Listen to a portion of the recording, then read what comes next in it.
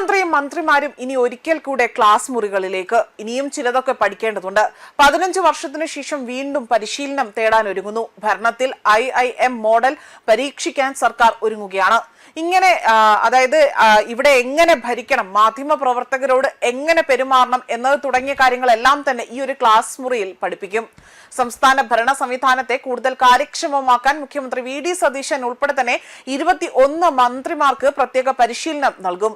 Kozhikode Indian institute of മാനേജ്മെന്റിൽ September 4-5 തീയതികളിലായി തന്നെ 2 ദിവസത്തെ പരിശീലന പരിപാടിയാണ് സംഘടിപ്പിക്കാൻ ഒരുങ്ങുന്നത്. 15 വർഷത്തെ ഇടവേളയ്ക്ക് ശേഷമാണ് സംസ്ഥാന മന്ത്രിമാർക്കായി തന്നെ ഇത്തരം ഒരു പരിശീലന പരിപാടി വീണ്ടും ഒരുക്കുന്നത്. ഭരണരംഗത്തെ കൂടുതൽ ആധുനികവും കാര്യക്ഷമവുമായ സമീപനം കൊണ്ടുവരികയാണ് പരിശീലനത്തിന്റെ പ്രധാന ലക്ഷ്യം.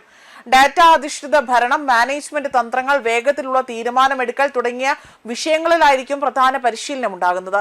സർക്കാർ ഫയലുകൾ വേഗത്തിൽ തീർപ്പാക്കുന്നതിനും ഔദ്യോഗിക നോട്ടുകൾ അത് കൂടുതൽ കൃത്യമായും ഫലപ്രദമായും തയ്യാറാക്കുന്നതിനുമുള്ള മാർഗങ്ങളും മന്ത്രിമാർക്ക് പരിചയപ്പെടുത്തും.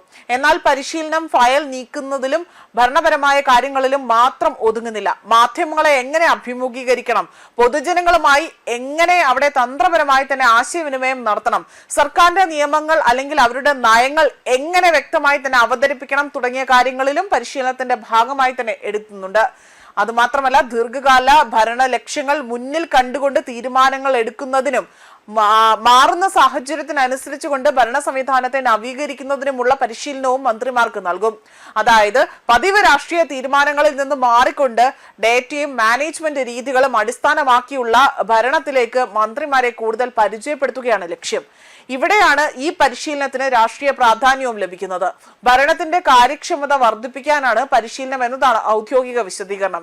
എന്നാൽ മന്ത്രിമാർക്ക് മാധ്യമ ഇടപെടലും തന്ത്രപരമായ ആശയവിനിമയം എല്ലാം വളരെയധികം പരിശീലിപ്പിക്കുന്നതോടുകൂടി തന്നെ സർക്കാരിന്റെ രാഷ്ട്രീയ സന്ദേശം കൂടുതൽ ഏകോപിതമായി തന്നെ ജനങ്ങളിലേക്ക് എത്തിക്കാനുള്ള നീക്കമായും ഇതിനെ കാണാൻ സാധിക്കുന്നുണ്ട്.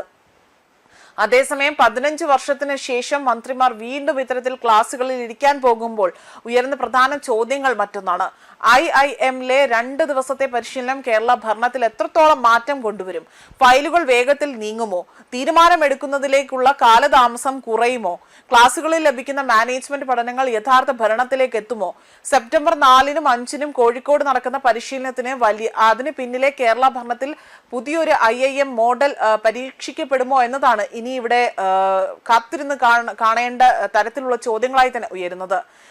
അതേസമയം പരിശീലനം നടക്കുന്ന 2 ദിവസങ്ങളിൽ കോഴിക്കോട് കുന്നമംഗലത്തെ IIM ക്യാമ്പസ് ആകട്ടെ സംസ്ഥാനത്തിന്റെ താൽക്കാലിക ഭരണ കേന്ദ്രമായി തന്നെ മാറും.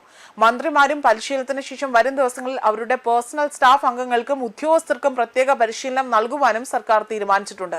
മുൻപ് ഒന്നാം ഉമ്മൻചാണ്ടി സർക്കാരിന്റെ കാലത്താണ് മന്ത്രിമാർക്കായി തന്നെ സമാനമായ പരിശീലന പരിപാടി സംഘടിപ്പിച്ചത്. കഴിഞ്ഞ പിണറായി സർക്കാരിന്റെ കാലത്തും വിദഗ്ധരെ അവിടെ പങ്കെടുപ്പിച്ചുകൊണ്ട് പരിശീലനങ്ങൾ നൽകിയിരുന്നുവെങ്കിലും പൂർണ്ണമായും ഇന്ത്യൻ ഇൻസ്റ്റിറ്റ്യൂട്ട് ഓഫ് മാനേജ്മെന്റ് നയതന്ത്രത്തിൽ ഒതുങ്ങുന്ന ആദ്യ പരിപാടിയാണിത്. മന്ത്രിമാരുടെ ഭരണ കാര്യക്ഷമത വർദ്ധിപ്പിക്കുവാനും വിദഗ്ധർക്കായി തന്നെ അല്ലെങ്കിൽ അത് വിദഗ്ധരാക്കി മാറ്റുവാനും ഈ 2 ദിവസത്തെ പരിശീലനത്തിലൂടെ തന്നെ സാധിക്കുമെന്നതാണ് സർക്കാരിന്റെ വിലയിരുത്തൽ. ന്യൂസ് ഡെസ്ക് കർമ്മ ന്യൂസ്.